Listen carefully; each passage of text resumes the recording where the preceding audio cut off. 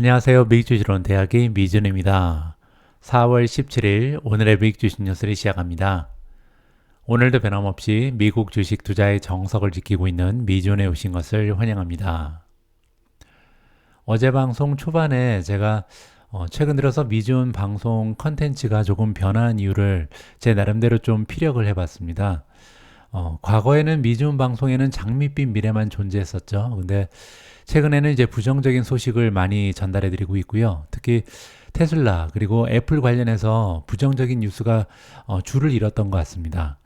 그런데 이 부분에 대해서 제가 나름대로 이제 변명을 좀 해봤잖아요.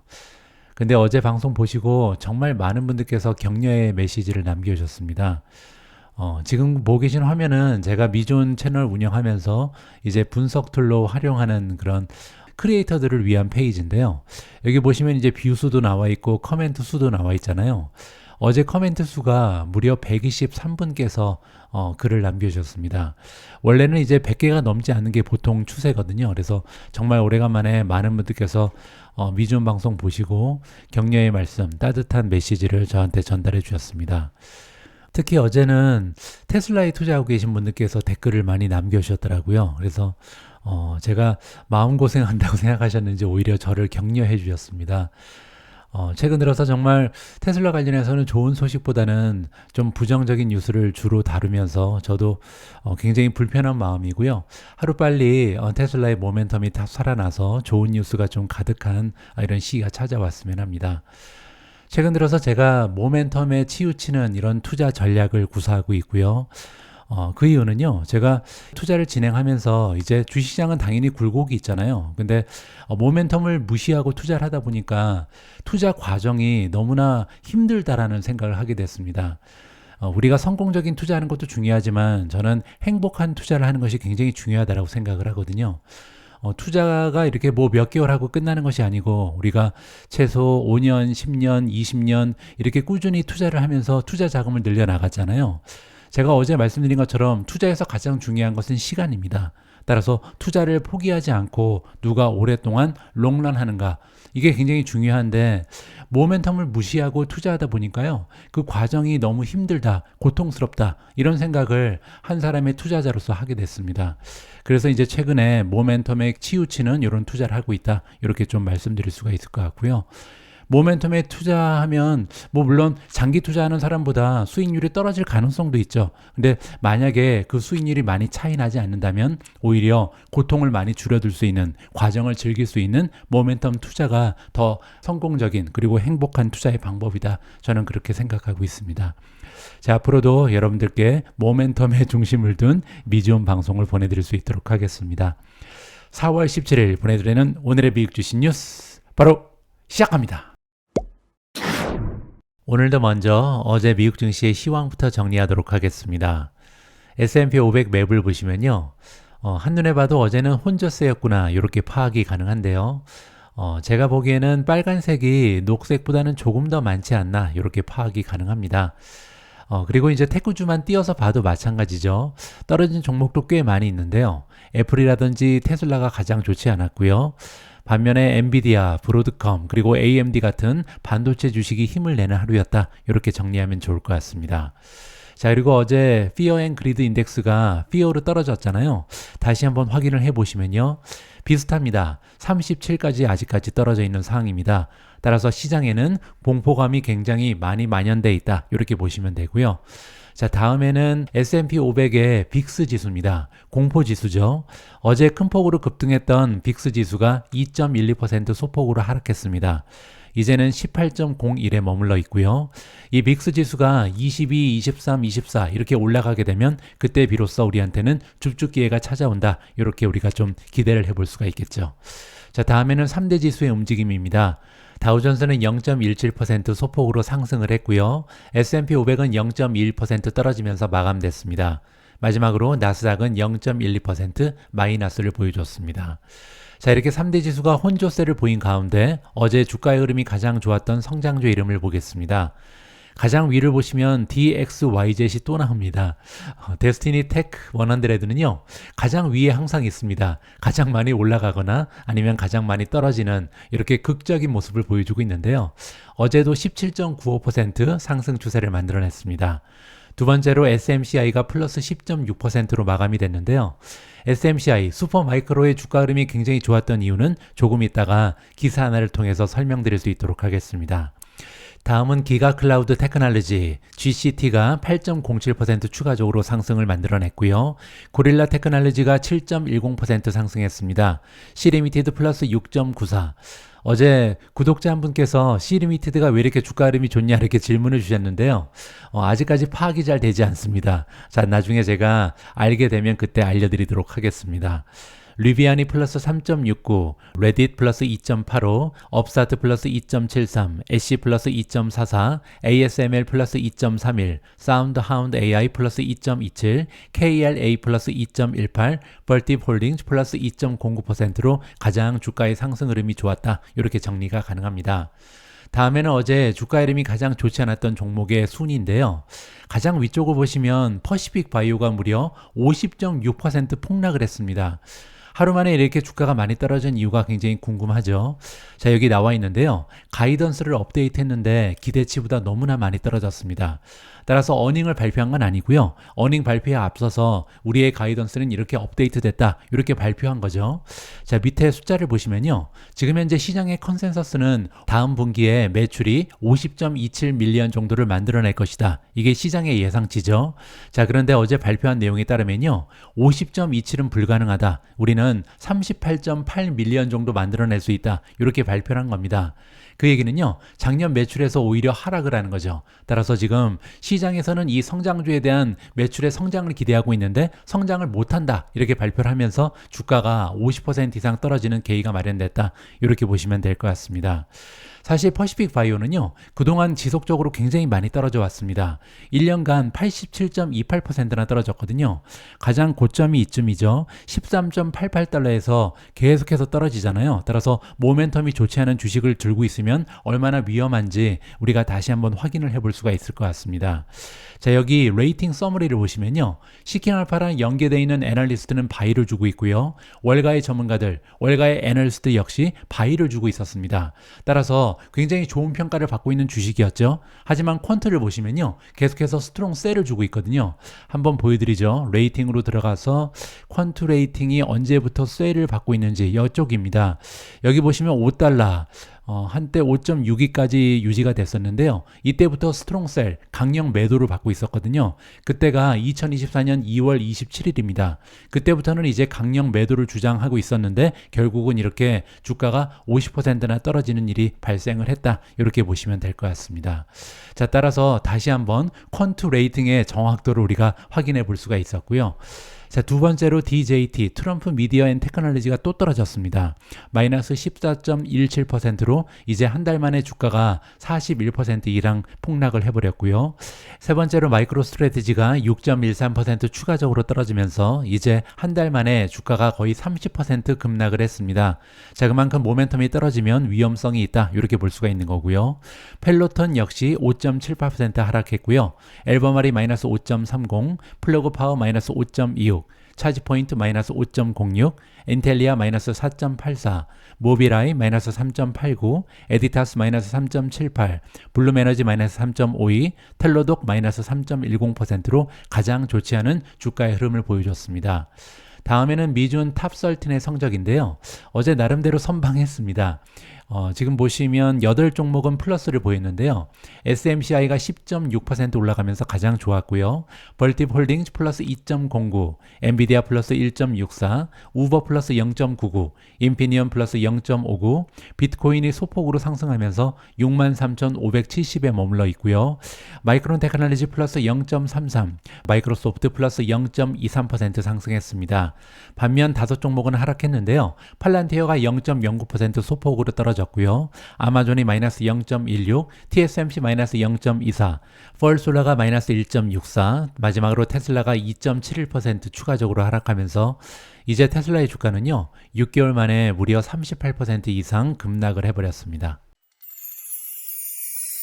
어제 미국 증시는 혼조세를 보이면서 어떻게 보면 횡보를 했는데요. 그럼에도 불구하고 지금 시장의 분위기는 그렇게 긍정적이진 않습니다. 특히 어제 파월 연준 의장이 공개석상에 등장했는데요. 금리 인하가 지연될 수 있음을 시사하는 굉장히 좋지 않은 코멘트를 날렸습니다. 어떤 얘기를 했는지 한번 보시죠.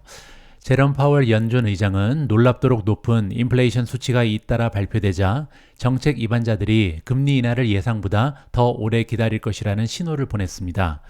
파월 의장은 화요일 날 어제죠. 워싱턴 윌슨 센터에서 열린 캐나다 은행 티프 맥클램 총재와의 패널 토론에서 다음과 같은 메시지를 전달했습니다. 최근에 발표된 데이터 CPI를 얘기하는 거겠죠. 분명히 우리에게 큰 자신감을 주지 못했으며 오히려 그러한 자신감을 얻는데 예상보다 더 오래 걸릴 것임을 시사하고 있다. 굉장히 부정적인 코멘트죠. 자, 그는 또한 물가 압력이 지속된다면 연준은 필요한 만큼 금리를 안정적으로 유지할 수 있다. 이러한 언급을 했습니다. 영어로는 as long as needed라고 얘기했거든요. 이거는 필요한 만큼 아무리 길어도 상관없다. 필요한 만큼 연기하겠다. 이렇게 좋지 않은 못된 얘기를 했습니다. 파월 의장은 노동시장의 강세 그리고 지금까지의 인플레이션 진행 사항을 고려할 때 제한적인 정책이 작동할 시간을 더 갖고 데이터와 진화하는 전망이 우리를 안내하도록 하는 것이 적절하다. 따라서 향후에 수치가 어떻게 변하는지에 따라서 결정을 하겠다. 이렇게 얘기하는 거죠. 파월 의장의 발언은요. 3개월 연속 주요 인플레이션 지표가 즉 CPI를 얘기하는 거고요. 애널리스트들의 예상치를 상회한 이후 메시지를 바꾼 것이다. 불과 몇 주 전만 해도요. 파월 의장은 굉장히 비둘기파적인 모습이었습니다. 그런데 갑자기 매파적인 모습으로 바뀌었잖아요. 자, 그래서 따라서 이러한 메시지는 연준의 당국자들이요. 금리 인하가 시급하지 않다 이렇게 보고 있는 것을 시사하고요. 또한 2024년 금리 인하를 상대적으로 늦어질 수 있음을 우리가 파악해 볼 수가 있습니다. 정책 입안자들은요, 지난달 발표된 점도표에서 세 차례 금리 인하를 간신히 기록했지만 불과 몇 주 전에 발표된 이 연준의 점도표를 보시면요, 올해 2024년 금리가 3번 인하될 것이다. 이러한 전망이 점도표로 표시가 돼 있었죠. 하지만 현재 투자자들은요, 올해는 한 차례에서 두 차례 정도 인하에 베팅을 하고 있다. 선물 시장이 지금 미리 반영을 하고 있다. 이렇게 이해가 가능합니다. 파월 회장이 연준이 금리 인하를 서두르지 않겠다는 신호를 보낸 이후에 어제 국채 수익률은요. 2년물 금리가 5%를 잠시 넘어갔습니다. 따라서 11월 이후에 최고치를 기록한다. 따라서 지금 금리 인하가 계속 기대가 되면서 채권 금리가 떨어지고 있었는데요. 다시 5%를 넘어가는 기염을 토해냈다. 자, 이렇게 채권 금리가 올라가게 되면요. 주식의 밸류에이션이 떨어지게 됩니다. 따라서 굉장히 좋지 않은 효과가 발휘될 수 있다. 이렇게 보시면 되고요. 자, 미국 경제는요. 계속해서 연준 관계자들을 놀라게 할 만큼 회복세를 보이고 있습니다. 3월 달에 고용주가 거의 1년 만에 가장 많은 30만 개 이상의 일자리를 추가했고요. 거기에 며칠 전에 발표된 리테일 세일즈를 보시면 예상을 훌쩍 뛰어넘었잖아요. 따라서 이러한 강세는 2024년 물가 상승 압력의 회복과 맞물려서 중앙은행의 인플레이션 목표 달성이 지연될 수 있다는 우려를 불러일으키고 있다. 이렇게 정리가 가능합니다. 긍정적인 부분은요, 경제가 너무나 좋다는 거죠. 따라서 미국에서 지금 열심히 일하고 있는 기업들의 어닝은 좋은 결과를 발표할 가능성이 높죠.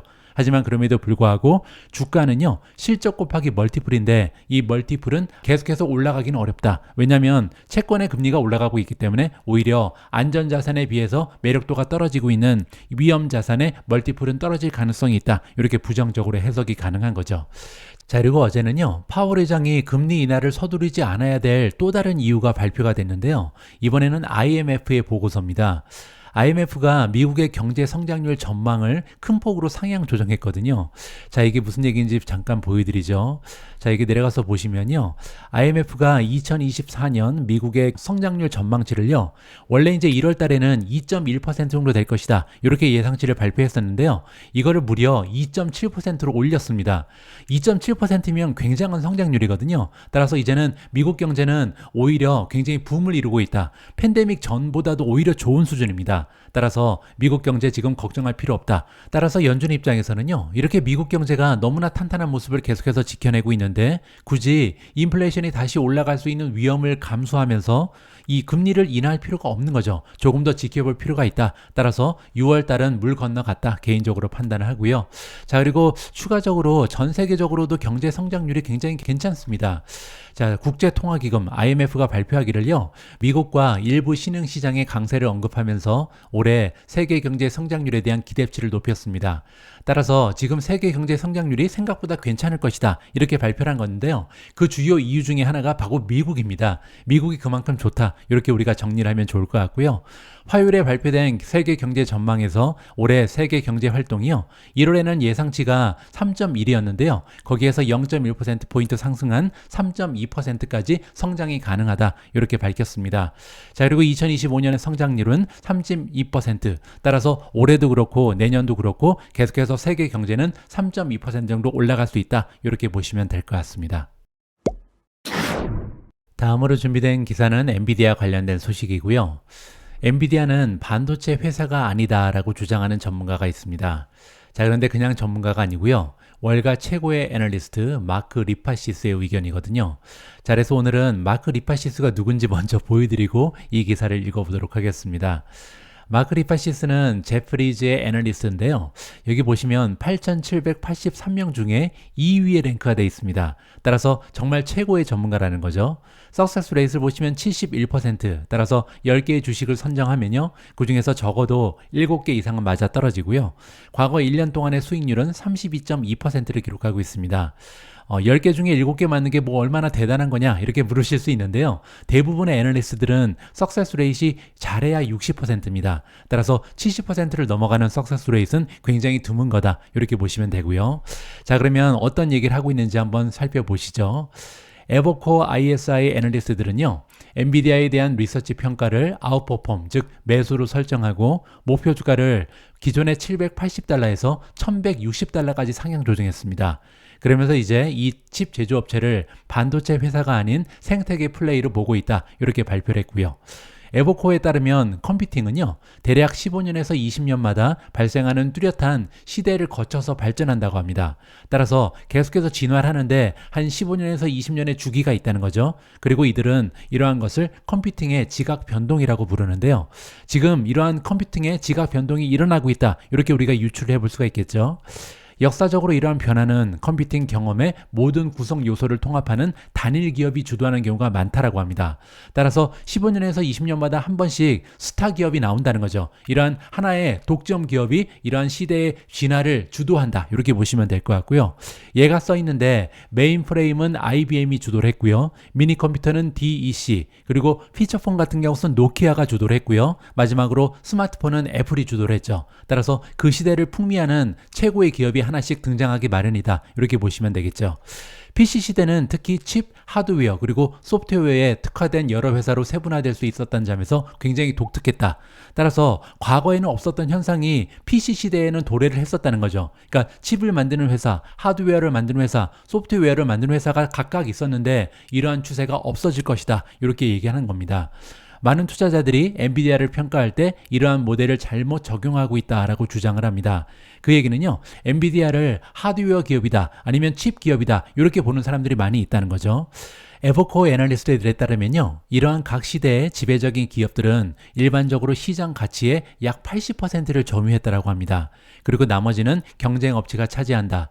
전체의 80%의 시장 가치를 차지한다는 것은요, 혼자 주가가 쭉 올라간다 이렇게 해석이 가능한 겁니다. 이러한 맥락에서 볼 때 엔비디아는요, 현 시대의 지배적인 기업이 될 것이고 따라서 주가가 엄청나게 상승할 수 있다 이렇게 정리가 가능하겠죠. 자, 그리고 또한 이러한 지배적 기업에 대한 투자는요, 초기 투자 자금의 100배에서 1000배에 이르는 매우 높은 수익을 올릴 수 있을 것으로 예상하고 있다고 합니다. 따라서 만약에 초기에 엔비디아를 투자한 사람들은요, 그 투자 자금이 100배에서 1000배까지 올라갈 수 있다. 엄청난 얘기를 하고 있는 거죠. 마크 리파시스가 이끄는 애널리스트들은요, 이러한 높은 수익률이 항상 다음 컴퓨팅 시대가 시작되고 나서야 완전히 실현되는 것은 아니다라고 얘기합니다. 현재의 병렬 처리 그리고 IoT, 사물 인터넷이죠. 사물 인터넷 컴퓨팅 시대로의 지각 변동이 이미 5년에서 8년 전에 시작이 되었다. 그리고 엔비디아는요, 병렬 처리 분야에서 지배적인 에코시스템, 즉 생태계를 가지고 있는 플레이어로서 투자자들한테 막대한 수익을 창출하는 초기 단계에 불과하다 이렇게 발표했습니다. 자, 따라서 정리를 해보면요. 마크 리파시스라는 최고의 애널리스트의 의견에 따르면 과거 컴퓨팅 역사를 봤을 때 약 15년에서 20년을 주기로 새로운 시대, 새로운 진화를 만들어내는 독보적인 기업이 항상 나타났었다. 이렇게 얘기를 하고 있고요. 이러한 기업들의 특징은 뭐냐면 반도체, 하드웨어, 소프트웨어를 아울러서 생태계를 가지고 있었다. 따라서 컴퓨터에 관련된 모든 구성 요소를 한 기업이 독점하는 이러한 모습을 지금까지 보여왔다는 거죠. 그리고 지금 마크 리파시스가 얘기하는 거는요. 엔비디아가 바로 그런 기업이다. 엔비디아는 반도체 기업이 아니라요. 하드웨어, 소프트웨어를 통합하는 유일한 기업이 될 것이다. 따라서 앞으로 다가오는 미래에도 굉장한 주가의 상승을 도모할 수 있다. 앞으로도 갈 길이 멀다. 이제 시작에 불과하다. 인공지능의 수혜주다. 이렇게 강력한 메시지를 우리한테 전달해주고 있습니다. 다음은 테슬라로 넘어갑니다. 어제 많은 테슬라 주주분들께서 격려의 메시지를 남겨주셔서요. 오늘도 눈치 보지 않고 테슬라 관련된 소식을 전달해 드릴 수 있도록 하겠습니다. 일단 구독자분께서 남겨주신 댓글을 잠깐 소개해 드리면요. 도전쿡이라는 아이디를 쓰시는 최종해님께서 남겨주셨는데요. 영상 항상 감사합니다. 테슬라 예상 주가는 얼마까지 보시나요? 라고 질문을 남겨주셨습니다. 그런데 때마침 어제 제가 기사 하나를 발견했는데요. 지금 현재 다음 지지선은 어딜까? 이러한 질문에 대한 답이라고 보시면 될 것 같습니다. 테슬라 주가가 월요일 주요 지지선 아래로 마감하면서 투자자들은요. 테슬라의 1분기 실적 보고 이후에 주가가 어디로 향할지 궁금해하고 있습니다. 따라서 지금 굉장히 많은 분들께서 테슬라는 어디가 바닥인지 이 부분을 궁금해한다. 당연한 얘기죠. 테슬라의 주가는 월요일에 5.6% 하락하면서 거의 10달러를 잃고 161.48달러에 마감이 됐는데요. 그럴 만한 이유가 있었죠. 테슬라가 14만 명의 직원 중에 10% 이상을 해고할 것이다. 이러한 소식이 전달이 됐기 때문입니다. 그리고 나서 화요일 어제 주가는요. 2.71% 추가적으로 하락하면서 157.11달러에 마감이 됐습니다. 굉장히 여러 개의 악재가 동시다발적으로 나타나고 있잖아요. 먼저 FSD의 가격을 199에서 99달러로 낮춘다. 이러한 발표가 있었고요. 기대감이 높아지긴 합니다. 하지만 그럼에도 불구하고 가격은 수요 공급의 법칙에 의해서 정해지는 거잖아요. 따라서 수요가 생각보다 미치지 못하기 때문에 가격을 떨어뜨린다. 이렇게 보는 것이 정확한 해석입니다. 두 번째는 방금 전에 말씀드렸던 10% 이상의 직원을 해고할 것이다. 두 번째 악재고요. 세 번째는 가장 중요한 임원 중에 한 명이 그만둔다라는 소식이 발표가 됐고요. 마지막으로 사이버 트럭의 배송이 원활하지 않다라는 또 다른 악재가 보도된 바가 있습니다. 자, 이렇게 여러 가지의 악재가 겹치면서 주가가 계속해서 떨어졌는데요. 한 가지 고무적인 부분은 뭐냐면 어제 주가는요. 사실 8% 이상 급락을 했었습니다. 그런데 장 후반에 대부분 회복을 하고 2.71% 하락하면서 끝났거든요. 따라서 지금 현재 추세는 괜찮아졌다. 이 부분을 우리가 기억할 필요가 있습니다. 테슬라는 2023년 5월 이후에 160달러 이하로 거래된 적이 없습니다. 따라서 굉장히 낮은 수준까지 주가가 떨어졌다는 점을 우리가 확인해 볼 수가 있는 거고요. 자, 그런데 월요일 하락으로 테슬라는요 164달러에 설정돼 있었던 기술적인 지지선 아래로 떨어졌다고 합니다. 따라서 굉장히 강력한 지지선 하나가 뚫렸다. 좋지 않은 소식이고요. 지지선 그리고 저항선은요 트레이더들 그리고 기술적인 분석가들이 사용하는 용어입니다. 과거에 다수의 투자자들이 해당 주식을 매수 또는 매도할 의향이 있었던 수준을 가리킵니다. 조금 이따가 제 차트를 보면서 좀 설명을 드리고요. 그리고 지지선을 돌파해서 주가가 하락하게 되면요. 투자자 입장에서는 하락을 멈출 수 있는 다음 지지선을 찾게 된다고 합니다. 페어리드 스트래티지스의 공동 설립자 KT 스톡턴이 나오는데요. 차트 전문가라고 보시면 되죠. 이 전문가 의견에 따르면 148달러에서 또 다른 수준의 지지선이 형성되어 있다. 이렇게 발표했습니다. 스톡턴은요. 주식에 대해서 펀더멘털적인 판단을 내리지 않는 전문가고요. 스톡턴 같은 기술 전문가는요. 이동평균이라든지 이전 상승률 그리고 기타 데이터를 사용해서 특정 주식의 향후 추세를 파악한다. 모멘텀에 집중을 한다. 이렇게 보시면 되겠죠.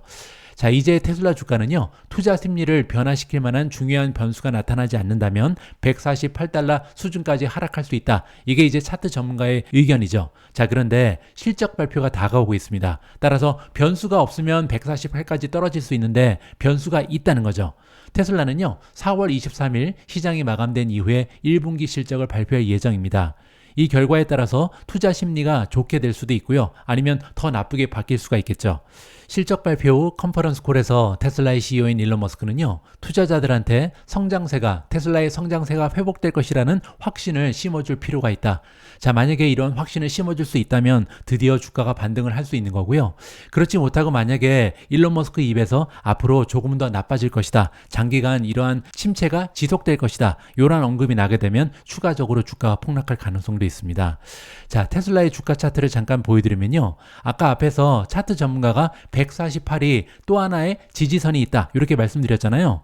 자, 바로 여기입니다. 여기 보시면요, 주가가 계속해서 올라가다 떨어지고 올라가다 떨어지다가 결국은 돌파하고 올라가 버렸잖아요. 따라서 여기가 일종의 저항선이었는데 과거 저항선이 지지선으로 바뀐 겁니다. 그만큼 여기에는 강력한 매수세가 있다는 거죠. 따라서 만약에 148까지 주가가 떨어지게 되면요, 여기에서는 다시 매수할 수 있는 물량이 많이 기다리고 있다, 이렇게 보시면 됩니다.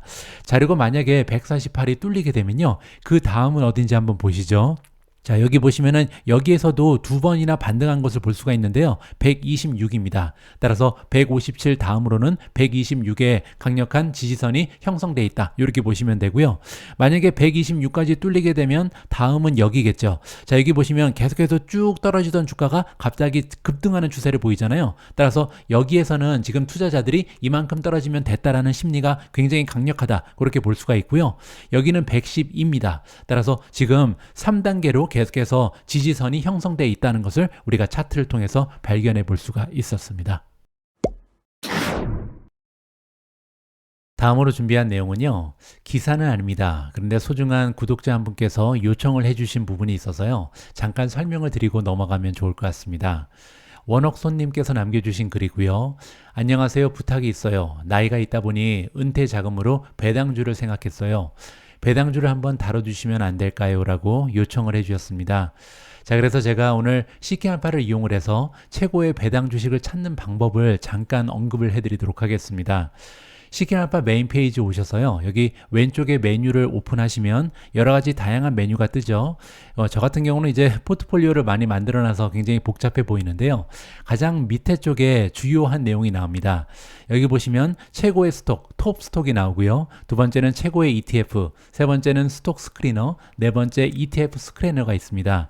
여기에서 스톡 스크리너를 클릭하시면요, 다양한 배당주 아니면 최고의 성장주, 가치주, 이렇게 주제에 따라서 좋은 주식을 찾는 방법이 쭉 나와 있거든요. 그리고 굉장히 쉬운 것은요, CK알파에서 이미 세팅을 다 해놨습니다.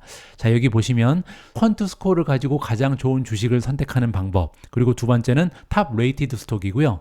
탑 레이티드 스톡은 뭐냐면 이 스트롱 바이나 바이를 받았는지 퀀트 스코어, 그리고 SA 오토주 스코어, 그리고 월가의 전문가 스코어, 세 가지 모두 바이 이상을 받는 이러한 종목만 모아놨다, 이렇게 보시면 됩니다.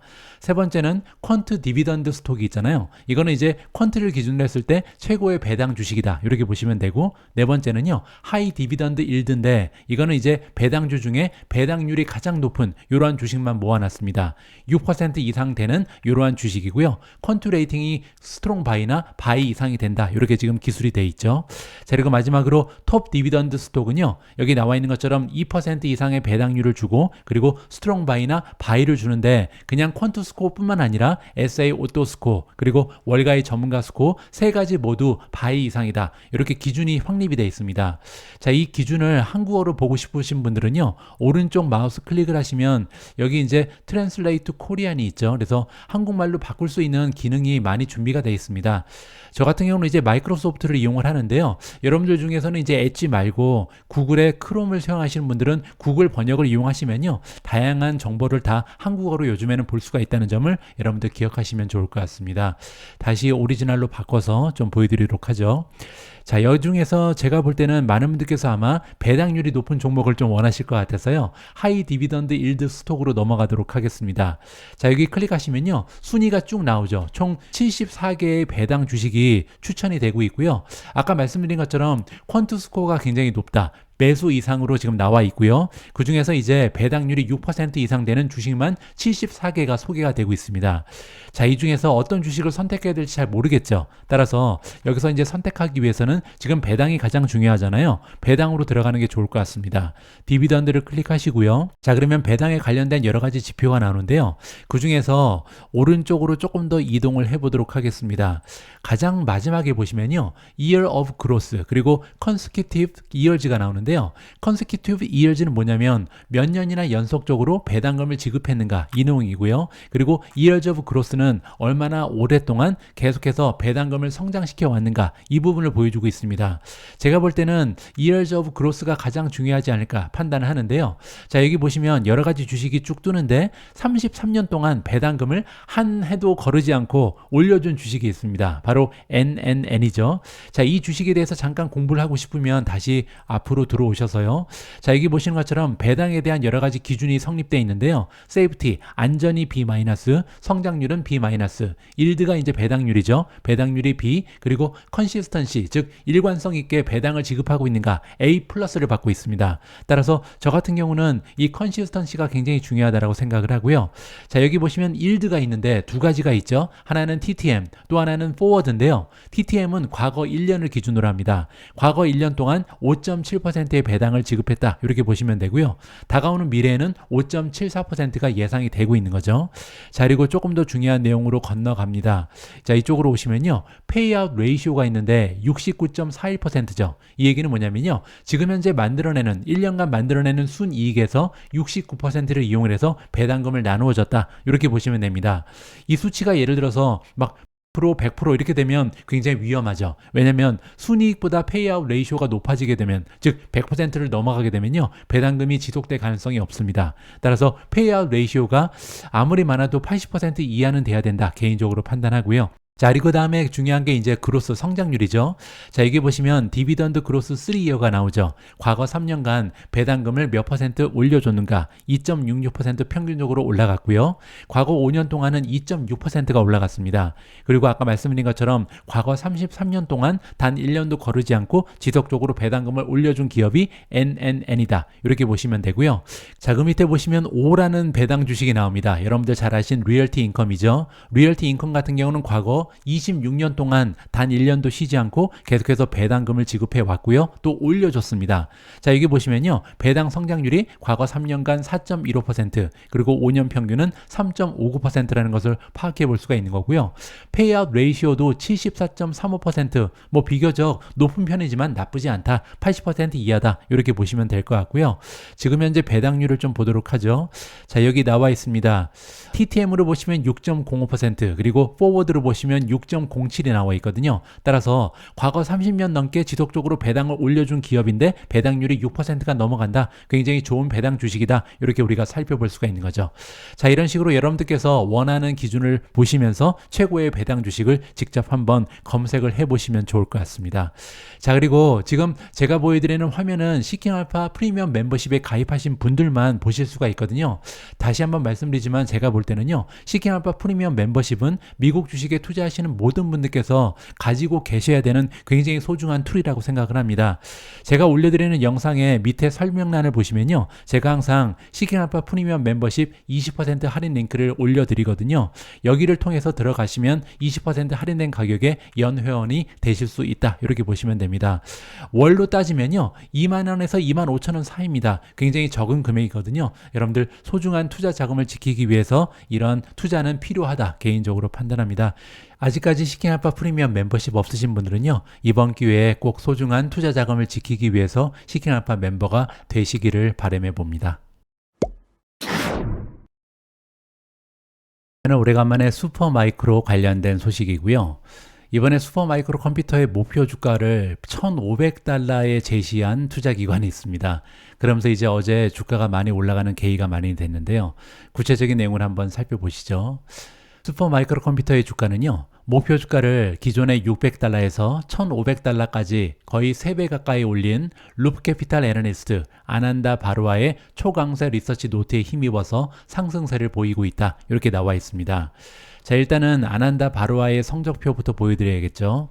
보시는 것처럼 8,783명 중에 424위니까요. 나쁘지 않습니다. 별 5개를 받고 있고요. 석세스 레이트는 52%, 그리고 과거 1년간 평균 수익률은 13.3%를 보이고 있습니다. 자, 어쨌든 양호한 성적을 보이고 있는 전문가다, 이렇게 보시면 되고요.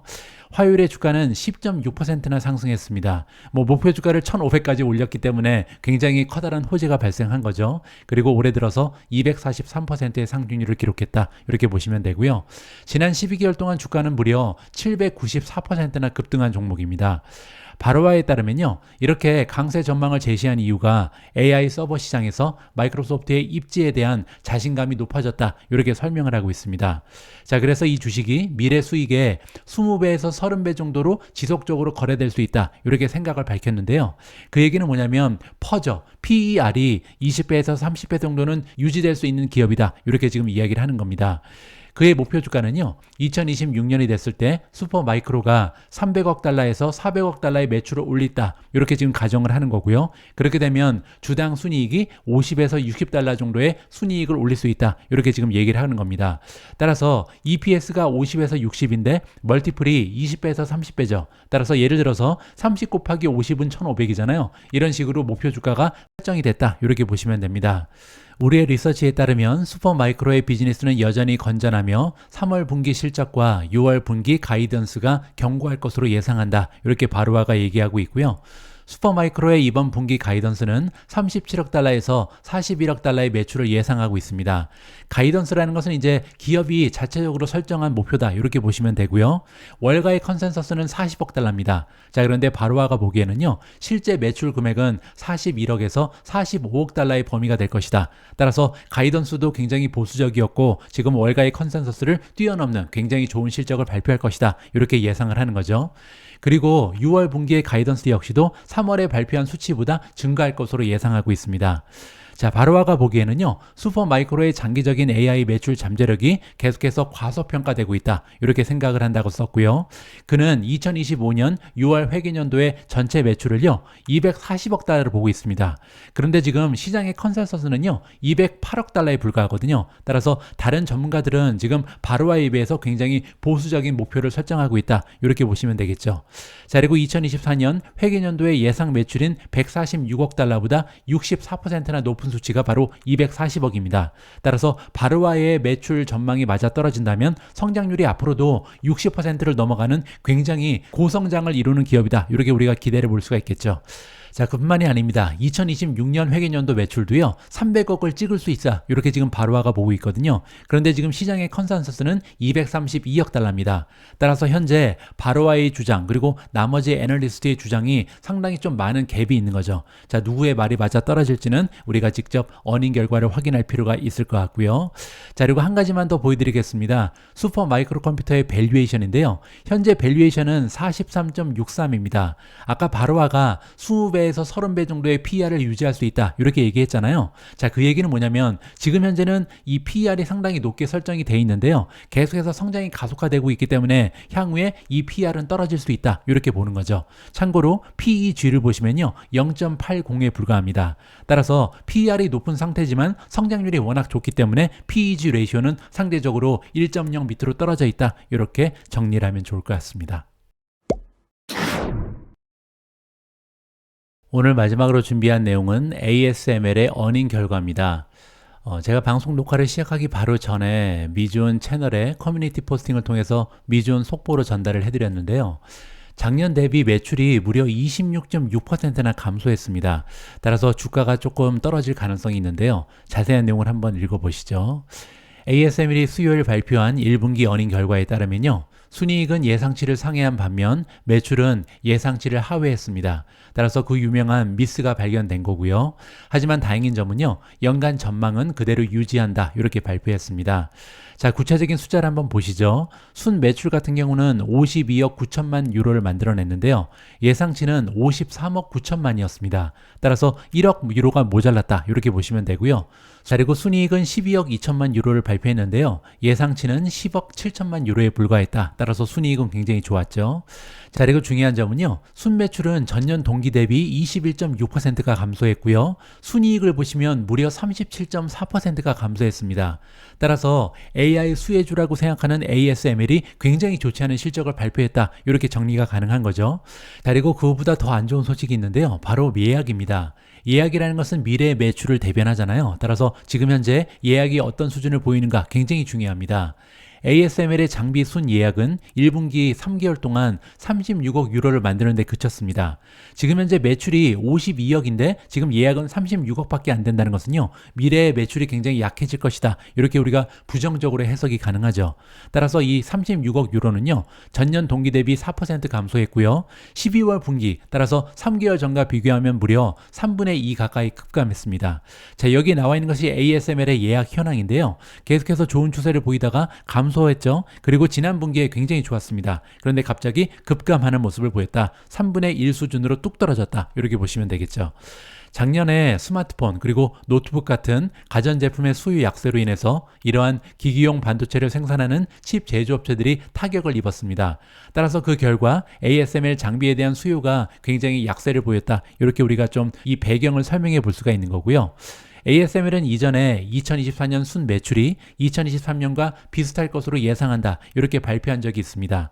그리고 수요일 날 이 전망을 되풀이했다. 따라서 1분기에는 지금 굉장히 순 매출이 많이 줄었잖아요. 21.6%나 작년에 비해서 지금 매출이 떨어졌는데 그 얘기는요. 남아있는 9개월 동안 굉장히 좋을 것이다. 작년보다 좋은 매출을 만들어낼 수 있다. 이렇게 얘기하는 거죠. 자, 2024년 전체에 대한 우리의 전망은 변함이 없다. 그리고 업계의 지속적인 경기 침체 회복에 따라서 하반기에는 상반기보다 더 강력할 것으로 예상한다. ASML CEO가 이렇게 직접 얘기를 했고요. 우리는 2024년을 전환기에 대비하기 위해 생산 능력 확대 그리고 기술에 대한 지속적인 투자가 이루어지는 전환의 해로 보고 있다. 따라서 2024년에 이제 유턴을 할 것이다. 이렇게 지금 이야기를 하는 거죠. ASML 같은 경우는 미국 정부의 지원을 팍팍 받게 되는데요. 그 얘기가 뭐냐면 삼성, TSML, 인텔이 미국 칩 및 과학법 자금 지원을 받게 되잖아요. 따라서 미국에서 생산 능력을 늘리고 있다는 점, 따라서 많은 새로운 공장이 신규로 들어서게 된다. 이 점이 ASML의 미래의 장밋빛을 보여주고 있다. 이렇게 정리가 가능합니다. 2025년에 세 가지가 모두 합쳐지는 것을 보게 될 것이다. ASML의 최고 재무 책임자가 얘기하는데요. 이 세 가지의 호재가 뭐냐면 첫 번째로 새로운 팹 개장, 따라서 미국에 상당히 많은 새로운 공장이 들어선다. 이게 첫 번째 호재고요. 자, 두 번째, 강력한 구조적 트렌드입니다. 자, 이건 뭐냐면요. 지금 현재 인공지능이라는 새로운 구조적 트렌드가 만들어졌잖아요. 따라서 상당히 많은 반도체 수요가 올라가고 있기 때문에 여기에서 수혜를 받을 수 있다. 이렇게 얘기하는 거고요. 세 번째, 상승세를 타고 있는 반도체 업계. 이 얘기는 모바일폰이라든지 컴퓨터가 바닥을 찍고 이제 상승하기 시작했죠. 따라서 세 가지의 엄청난 호재가 합쳐져 있다. 따라서 2025년에는 굉장히 좋을 것이다. 이렇게 지금 이야기를 하는 겁니다. 자, 하지만 한 가지 리스크가 남아 있는데요. 바로 중국입니다. ASML은 1분기에 중국에 대한 수출 제한 조치로 어떠한 영향을 받을지는 아직 언급하지 않았습니다. 그러나 이 회사는 실적 발표와 함께 공개한 문서에서 중국으로부터 시스템 판매가 2023년 4분기에 39%에서 1분기에는 전체의 49%를 차지했다. 이렇게 밝혔거든요. 따라서 매출의 49%, 반 가까이가 지금 중국에 의존하고 있는 기업이 바로 ASML입니다. 물론 이제 앞으로 미국 정부의 제한 때문에 ASML이 수출을 자유롭게 못하잖아요. 따라서 굉장히 많은 수요가 한꺼번에 몰렸다. 이렇게 볼 수는 있습니다. 하지만 그럼에도 불구하고 이렇게 많은 매출에서 앞으로 얼마나 많은 영향을 받을지 여기에 따라서 ASML의 매출이 많은 손실을 입을 가능성도 있다. 하나의 리스크가 있다는 것을 우리가 기억할 필요가 있을 것 같습니다. 17일 오늘의 빅 주식 뉴스는 여기까지입니다. 오늘 방송이 여러분들 투자 활동에 작은아마 도움이 됐다면 저한테는 너무나 소중한 여러분들의 좋아요 그리고 댓글 부탁드리고요. 자, 오늘처럼 댓글을 통해서 여러 가지 질문해 주시면 제 능력껏 여러분들의 궁금한 점을 해결해 드릴 수 있도록 하겠습니다. 미주음 방송은 내일도 계속됩니다. 여러분 투자 활동에 도움될 수 있는 다양한 정보 취합해서 다시 인사드리겠습니다. 우리 모두가 미국 주식 투자로 은퇴하는 그날까지 다 함께 화이팅입니다. 행복한 하루 되세요. 감사합니다.